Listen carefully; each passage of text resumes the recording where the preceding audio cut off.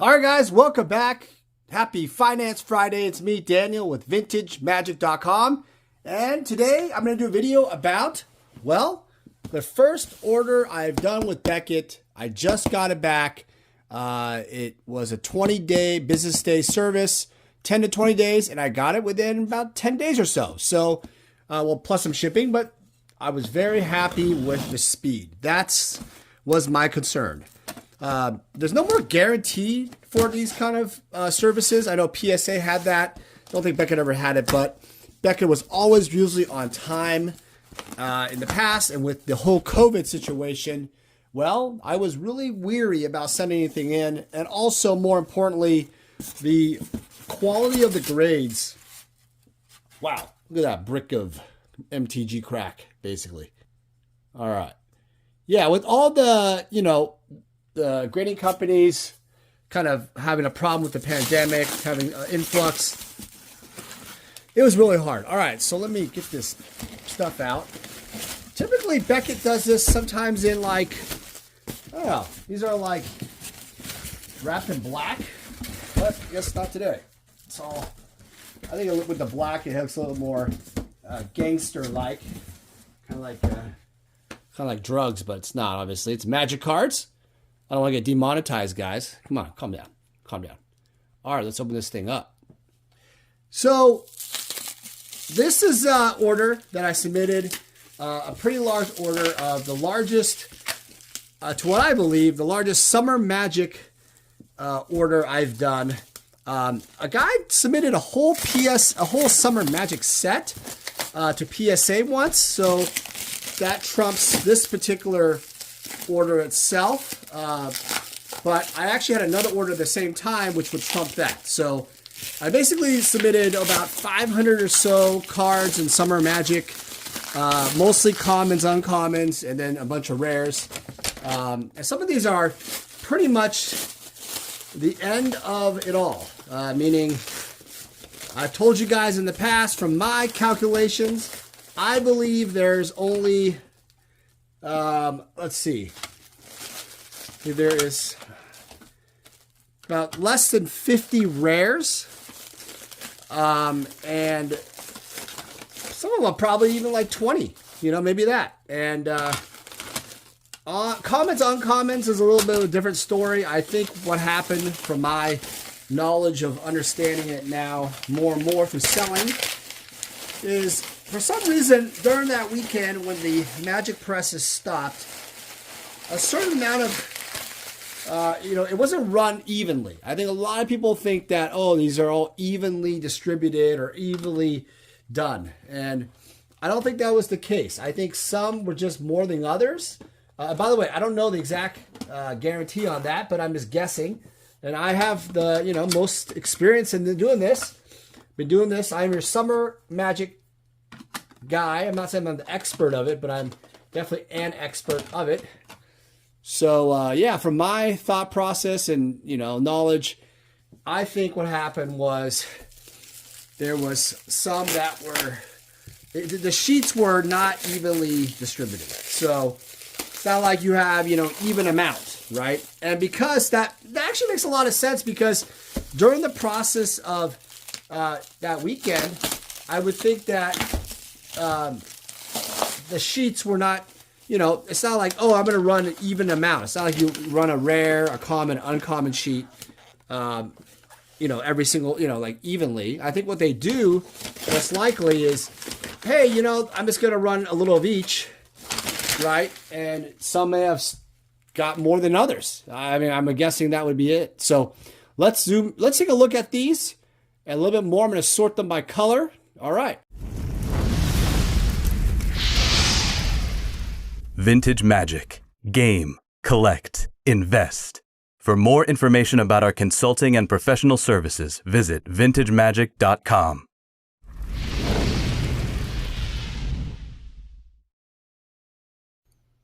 All right, so let's sort these cards, see what we got, what grades we got. I did kind of take a sneak peek.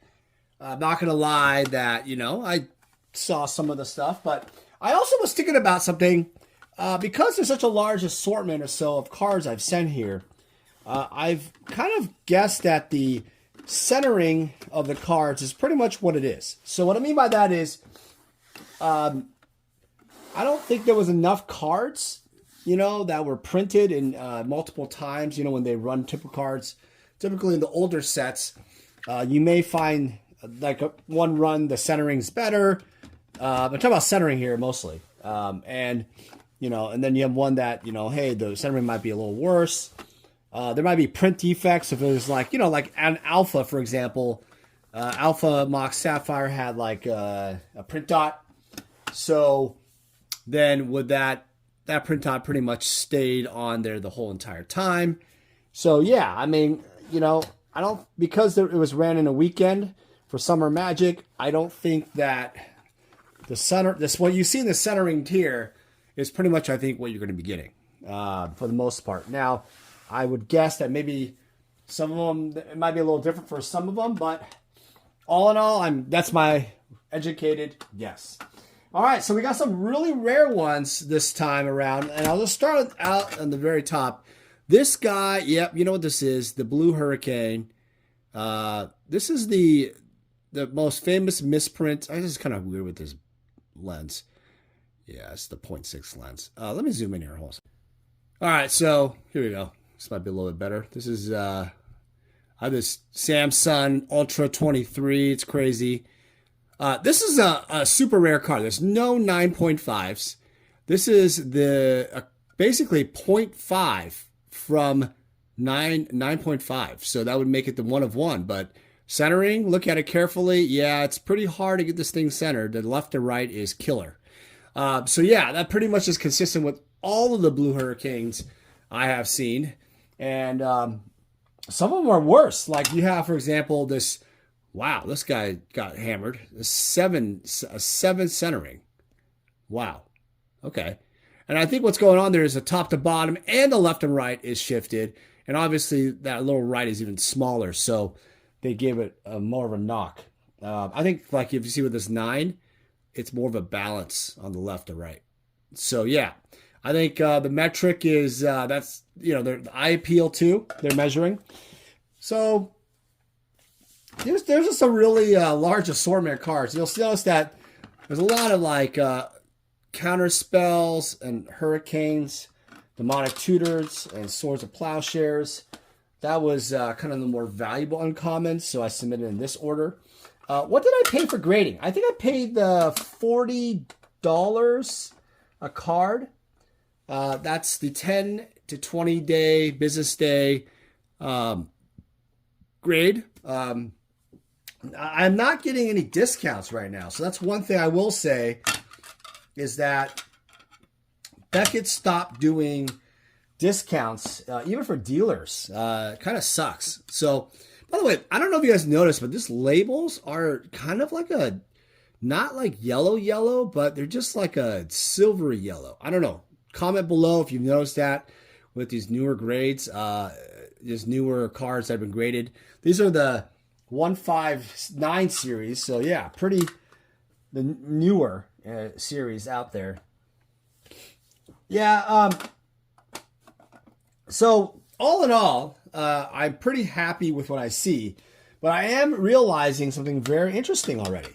Like these two Underground Sea, I got two Underground Sea 9.5s, very Summer Magic, very cool. Very awesome. But there's a concern I can tell is there's no BGS 10 subgrades at all. I don't think I got any BGS 10, so I know that for a fact. So that means that what happened? I mean, they just gave up on BGS 10 subs? What a joke. Okay, so these, wow, 3 Royal Assassin 9.5s, but there's no BGS 10 subs. There's no quads. They're just basics. And that's a little surprising because the quality of these cards, I've submitted other ones. I've gotten BGS 10 Royal Assassins, and these are just as nice, just as clean. And I don't know. I'm a little baffled. Yeah, I think I see a theme here already. I don't know. Let's see if I get any quads. Okay, so there's a demonic tutor here. Oh, you know what? I got a quad. I A 9.5 quad Thoughtless. That's right. I don't know. Being generous, guys. They got the best card. Wow. All right. What do we got? Titania Song. Okay. This is a rare. What am I doing? Okay. I'm just going to do, rares and... Oh, Volcanic Island. Okay. This is a 9. That's good. This is not going to get a 9.5. I don't think there's any 9.5s of this either. I don't think so in the population. I haven't checked the population for a while for every card or whatever, but when I do, it's interesting because over the years, so many cards have been submitted. Kind of cool to see everything evolve. All right, let's see. Cool stuff here. Verdura Enchantress. Another 9 Hurricane. 9 Hurricanes are coveted. They're harder than you think to get. Oh. 2 Verdura Enchantresses. Yeah, this card... They're really harsh on centering. Yeah, really harsh. And maybe surface too. Well, there's like a little print dot back there, but geez. All right. So talking about finance, what is the investment potential for Summer Magic? I get this question asked here once and there. And, I will say that because Summer Magic is extremely rare, you have a situation where, rare, okay, and I'll asterisk this, rare in terms of compared to like, what do you call it? Like a alpha, for example, right? It's not like a test print where it's like a 1 of 1 thing, whatever, 1 of 2, 1 of 3 or whatever. But yeah, I mean, it's super rare. So I have to say that there's a lot of potential from an investment standpoint.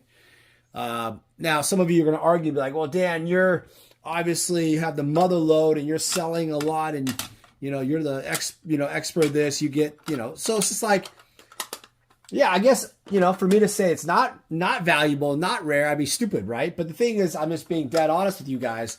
I really think that, it's obviously more rare, than alpha, but what's the investment based on that? So I think my theory on that would be that the long-term investment when these cards are all sold, from like a supply standpoint where collectors are just basically trading them, there might be new collectors entering the market and they're kind of reshuffled in people's collections. I can see that the values could go up significantly.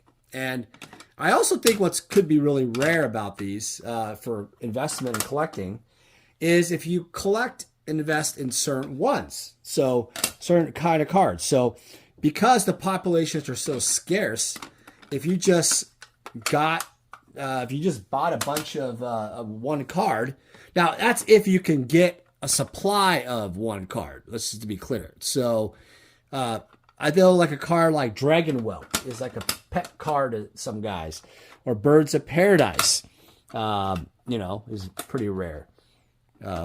Stuff like that. So if you're able to pick up some of that stuff, I think you could, kind of monopolize the market. Especially, you get a play set like Lightning Bolt. I think is one of the more rare commons that actually surfaced. Oh, this is a quad royal. Okay, take that back. But they're not getting BGS 10s. I don't see any BGS 10 subs at all. Not one of the cards. 0 out of 0. 0 out of whatever so far of 180. Yeah, so I think that there is potential. And you could call that manipulation, I guess, for people who want to manipulate the market. But it is a free market, keep in mind. You can do whatever the hell you want. So don't blame people for doing that. I mean, if they want to, buy a war... I think the War Mammoth or Grizzly Bear was a card someone really liked or something. Or they're hoarding. Another card is Dark Ritual. Dark Ritual is not an easy one to get. So... defined in general, and I'm thinking like, the commons might be really much more rare than some of the. Oh, this is a really rare one. This is like the first Bayou. Wow, check that out. their first ever Summer Magic Bayou. Jeez. Pretty flippin' cool, man. I've never seen that. First time ever. Pretty awesome. 9.5. Sorry. 9.5. First ever 9.5 Summer Magic Bayou. That's a 1 of 1. The gods have given me a chance. But then, you have certain cards where I think they're never going to be desirable. So value-wise, Value Town, I can see how it's not going to happen right now. Here's another thing that I think could happen to grow the values is set collecting. Yeah, you're probably thinking, well, Dan, that sounds absolutely stupid because Summer Magic was so rare. There's probably, I don't know, not even 10 sets out there. I don't know, right? Let's make that, not even 20 sets, let's say. I've never seen 20 sets. I haven't even heard of 20 sets. I don't even heard of double-digit sets. So I would guess that is, maybe a rare, very rare number. But what if, people want to start fighting for the sets? Who knows, right? That could be a thing. What if people wanted to use the cards for old school decks more and more? That's the thing that's going on lately. But if that grows at all, any small percentage, just the sheer supply of the Summer Magic cards would actually make the values go crazy, right? That's what I'm thinking. So if the old school players said, oh, I want to add a couple dual lands. I want to add, Swords of Plowshares or Demonic Tutor, whatever, right? Once those get eaten up in the marketplace, I could see the market grow, organically that way.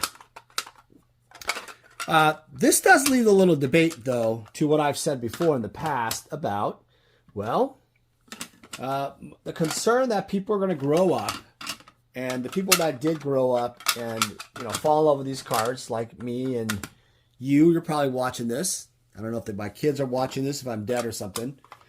But, will the newer generation purchase these older cards? Yeah, that's kind of the question mark. The multi-billion dollar question. Who's going to purchase all of these cards when they're down the road? And if you isolate, like in this topic, Summer Magic, Summer Magic was super exclusive, right? Super exclusive. So I think it's one of those things where if, let's say, the dads that passed away or moms that had these cards, the Summer Magic, let's say, where do those go to, right? Is there enough financial appetite for the newer generation to want these cards? And that is something that I've thought about for a long time, for a lot of different, sets. And for Summer Magic, my feeling on it is this. I feel like there's a couple ways this could go. I think before what will happen is that there will be a large investor or investors that will come into play and purchase a lot of these cards. That's my first theory, okay? That could happen, right? Then you have a situation where, when, our generation passes, that those investors who invested in this type of set now will actually hold that in a trust or estate type of thing, like real estate. So my theory is that these would become very much treated as like real estate, where essentially these are sold in a trust format, kind of like, let's say multiple, grandkids or, et cetera, own this type of stuff. It could very well hold a lot of value because, it's held in a trust, right? Now, you could have some liquidation sales, eBay, auctions, heritage stuff, whatever. But all in all, I think I can really see that happening. That's my theory on that. I actually think from a broader perspective, I actually think that could happen for Magic in general, where trusts and stuff will be starting to happen. And, people also ask me the question, what do you think about Rudy from Alpha Investments collection? You know, some of these other bigger collectors out there, where are they going to go? I think guys like that are smart enough to figure out to have a trust and to have a will, obviously a will, not just a will, but something where it is legally protected, right? And also if you have multiple people that are in the trust, it could be kids, grandkids, whatever. It truly could be passed down very, you know. So that's something we could go deeper in a different video, but I think it's a pretty intriguing subject because I really think that that is the way these older cards will go one day. I really believe that. But all in all, if you are still around in this generation, I think that if you just love collecting the old cards, you enjoy the memories, looking at the, you know, all these awesome, just awesome cards. You know, this card is pretty freaking awesome. The Birds of Paradise, 9.5 quad. This is the best one, I think, quad-wise. Never been a quad before. I think I had one that had 210 subs. And again, guys, go back to the video 1,000 times. I've yet to see one subgrade with a 10. These Badlands, I've gotten BGS 10s before. These are just basic with 9 centering. Wow, this is crazy. I'm shocked, to be honest. Oh wait, this one has 10s. Wow. Holy, stop the presses. Stop the presses. That one got a 10 surface. My God. Well, because they give it a 9 centering, they're like, well, this card's too nice not to give it a 9.5. Yeah, whatever. Classic. Okay, so am I happy with the order? Paying, you know, again, $40, 10 to 20 business day service, and then do the math on that. It's a pretty expensive order. Oh, another 9.5. Basic on a rail C. Do I think the value's there? I think timing was fair. I think the grades were okay. But do I think that I don't know. Do I feel like I get the best value? And my answer to that is that I really feel these are misgraded. I'm just going to say it out of the gate.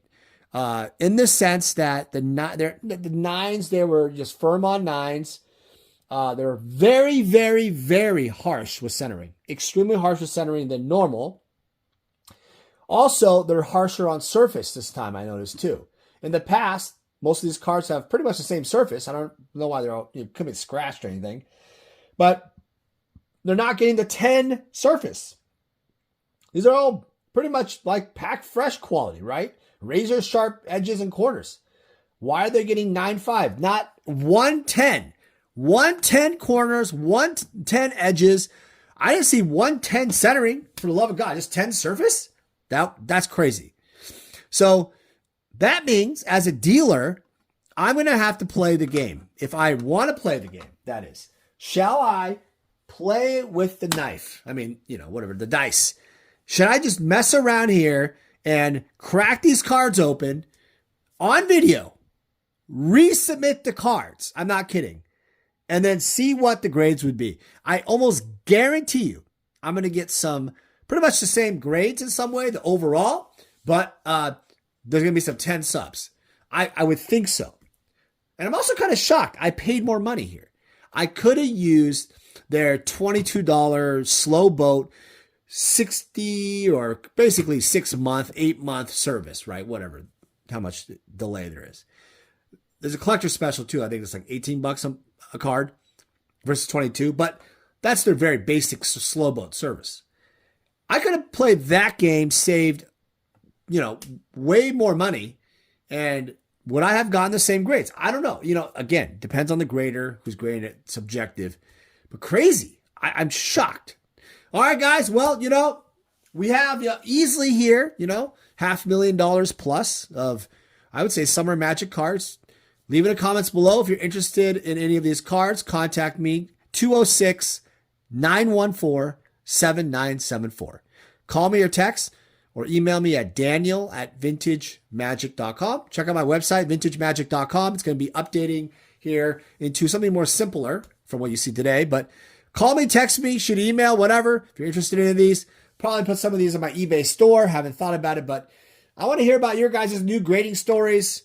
Hope you guys have a great Friday and a great rest of your weekend coming up. Enjoy life. It's short. Hey everyone, it's me, Daniel with VintageMagic.com. I want to share with you more about how we handle consignments. So to begin the consignment process, we actually need to start with the consultation service. In this consultation, I will determine what you're looking to do.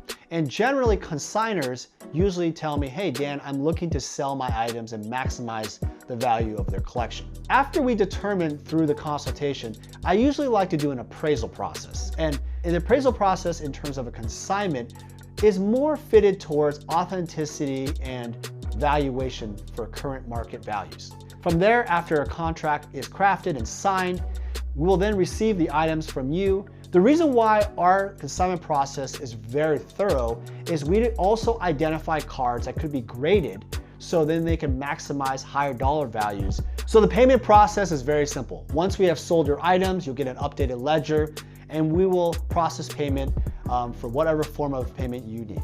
As a consigner, you're gonna experience our white glove service. What that means is I'm gonna personally handle your collectibles from beginning to end. And rest assured, the client that purchases your collectibles will also receive the same white glove service. It's a signature service that I really pride myself on in working closely with my clients. Vintage Magic. Game, collect, invest. For more information about our consulting and professional services, visit vintagemagic.com.